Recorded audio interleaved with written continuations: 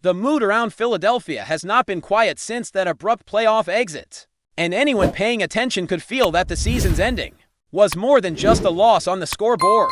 It was the kind of defeat that forces an organization to look inward, to question whether what it believed about itself still matched reality inside the building.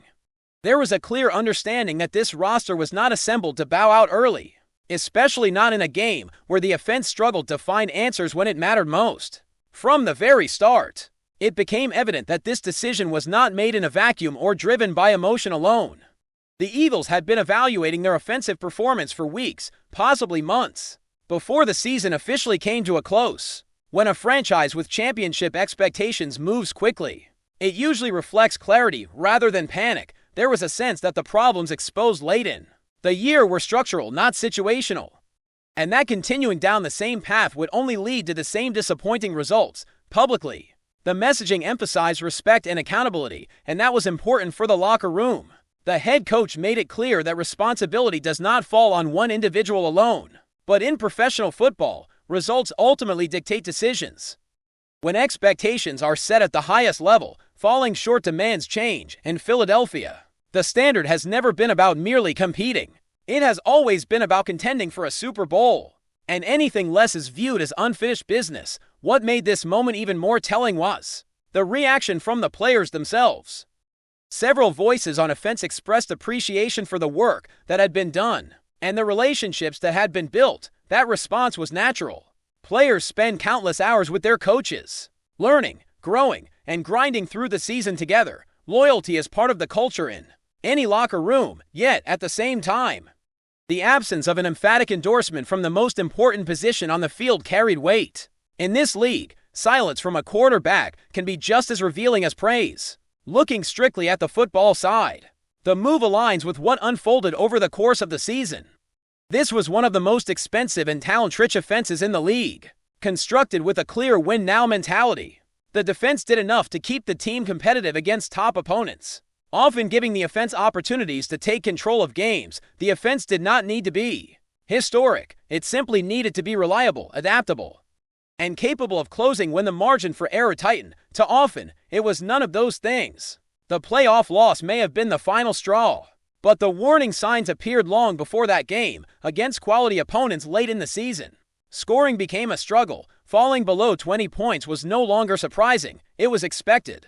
For a team with elite-level talent at quarterback, wide receiver, running back, and tight end, that trend was alarming. Modern football does not forgive offensive stagnation, especially in January. One of the recurring frustrations was how the offense faded as games progressed. Early drives frequently showed promise, featuring motion, creative concepts, and a sense of purpose, but once defenses adjusted, the answers were limited. Second halves became a familiar problem, with stalled drives and missed opportunities putting unnecessary pressure on the defense. The inability to counter adjustments suggested deeper issues in preparation and in-game feel. That feel for the game is what separates good play callers from truly impactful ones. The best understand timing, momentum, and how to set up defenses over the course of 4 quarters. They know when to lean into an advantage and when to pivot. Philadelphia struggled in that area, and the data reflected it. Scoring production after halftime consistently dipped, turning competitive games into uphill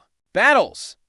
Averaging fewer than 10 points in second halves over a stretch of meaningful games is not bad luck. It points to systemic challenges in adaptability and execution.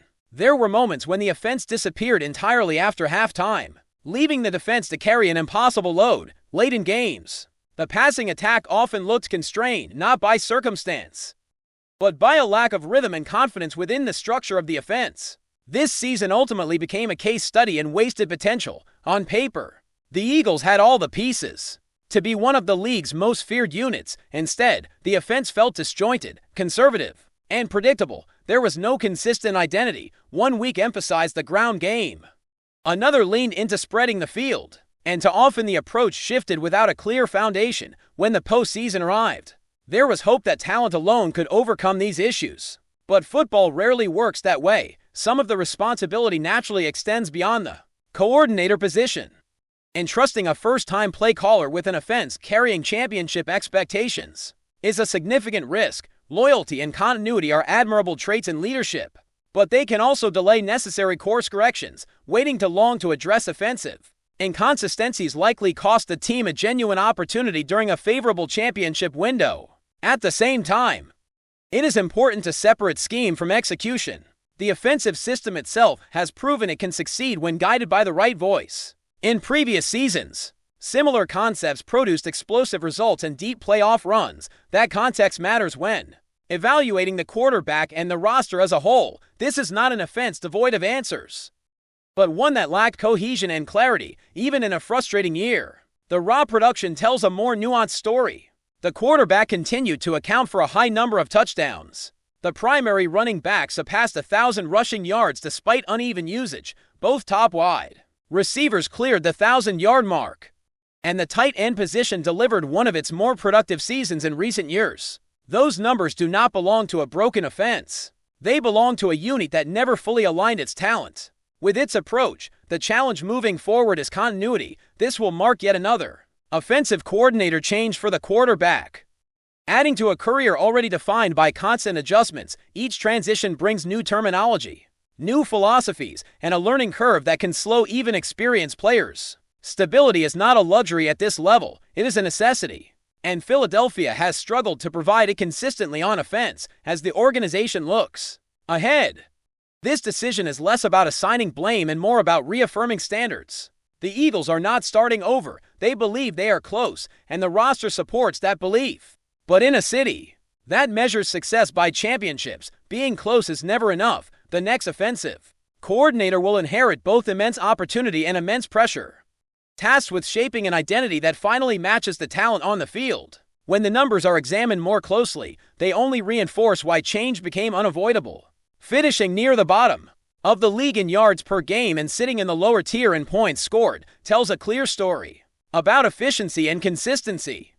This was not an offense lacking protection or weapons. It was an offense that struggled to establish rhythm, struggled to create explosive moments, and struggled to impose itself on opposing defenses. The same issues surface week after week, and the lack of meaningful correction made them impossible to ignore. Third down performance quietly became one of the biggest obstacles.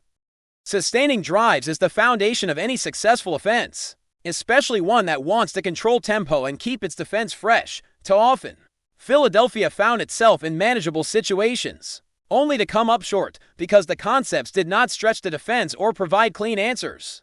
For the quarterback, everything felt tight, contested, and anticipated. Defenses played fast and confident because they rarely felt stressed or manipulated. Red zone production is sometimes highlighted as a strength, and there were moments when creativity near the goal line showed promise. Certain designs did capitalize on size and physicality, turning short fields into points, but even that success has to be viewed in context. Leaning heavily on power concepts to compensate for broader inefficiencies can only take a team so far. When playoff football compresses space and magnifies mistakes, those underlying flaws become far more damaging. Perhaps the most concerning pattern was how often the offense faded after halftime. Adjustments are where coaching truly reveals itself in this league. Every team can script early plays. The real challenge is responding when the opposing staff counters your initial plan. Philadelphia repeatedly failed that test. Second halves often felt disjointed, as if the offense was searching for answers it never quite found, leading to stalled drives and missed chances to shift momentum. There were stretches where the quarterback appeared uncomfortable operating within the structure of the offense. That observation is less about talent and more about clarity. Quarterbacks thrive when they understand where their answers are and trust that the design will put them in advantageous positions. Too often, it felt like the offense asked him to do too much without providing consistent solutions, creating hesitation instead of confidence. This lack of clarity extended beyond any single position. The offense never fully committed to an identity. At times it wanted to be physical and run through opponents. At other moments it tried to become a spread attack built on space and timing. That constant shifting made it difficult for players to play fast and instinctively. When leaders inside the locker room talk about needing a foundation, it reflects an offense that never truly knew what it wanted to be. The constant change around the quarterback has also played a role. Over the course of his career, he has been asked to learn a remarkable number of systems and terminologies. Each new coordinator requires trust, repetition, and time. While that does not excuse missed throws or poor decisions, it provides important context. Stability allows quarterbacks to master details rather than constantly relearn basics. And that stability has been elusive. Despite all the frustration, this situation is far from bleak. In fact, it should be one of the most appealing opportunities for an offensive coordinator. The roster is loaded with proven talent at premium positions. The offensive line remains one of the most reliable units in football.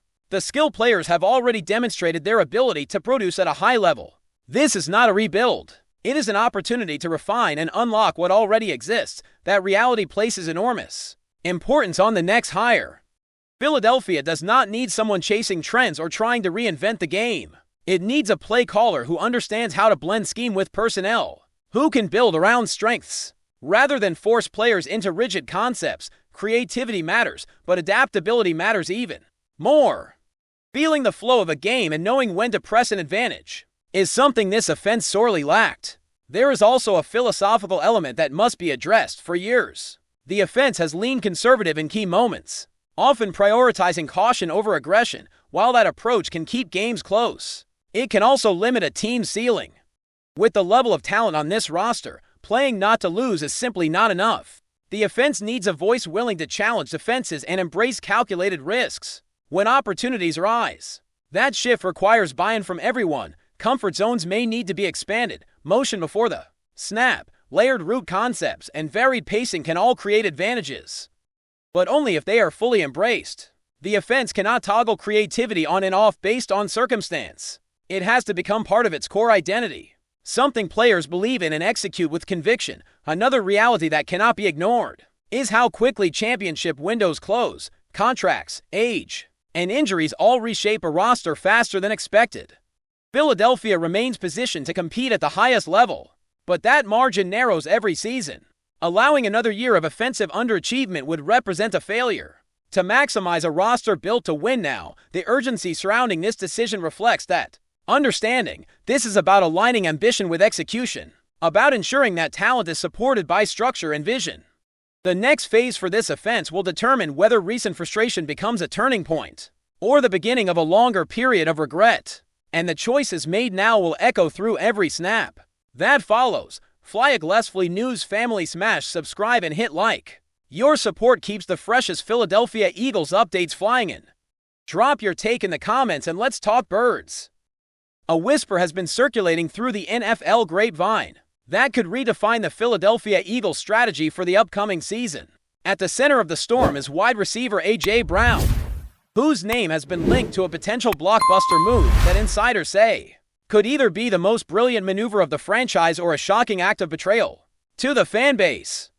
Sources close to the team suggest that the Eagles are exploring a deal that would position Brown at the heart of their offensive scheme in a way that could maximize his explosive talent. While no official statements have been made, the speculation alone has sent shockwaves across social media, with fans debating whether this is a masterstroke by the front office or a risky gamble that could backfire spectacularly. The implications of such a move are massive. Brown, known for his physical dominance and uncanny ability to make contested catches, would instantly become the focal point of defenses, potentially opening opportunities for other playmakers on the roster. Some analysts argue that this could transform the Eagles into an unstoppable force if the chemistry clicks, while others warn that shifting the spotlight so dramatically could disrupt the balance of an already finely tuned squad. What adds fuel to the rumor is the timing. Sources claim discussions have been underway behind closed doors for weeks, with the team weighing the pros and cons of a deal that might involve multiple moving parts.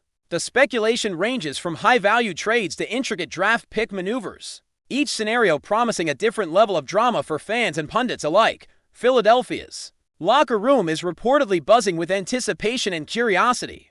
Teammates are said to be divided, some thrilled at the prospect of linking up with one of the league's most dynamic receivers, others wary of the potential disruption to team chemistry. Meanwhile, fans are torn between excitement for what could be a game-changing addition and anxiety over whether such a high-profile move could destabilize the Eagles' delicate balance. For now, the story remains firmly in the realm of speculation, yet in a league defined by bold gambles and headline-making maneuvers, the mere possibility of A.J. Brown Becoming the centerpiece of a Philadelphia Eagles offensive revolution has captured the imagination of the NFL world, whether it will be remembered as a stroke of genius or a betrayal of expectations. One thing is certain, the rumor alone has already ignited a firestorm that won't fade anytime soon. That's a wrap from FlyEaglesFly News. If you want the fastest Eagles updates, subscribe, drop a like, and turn on the bell. Sound off in the comments. Let's talk birds.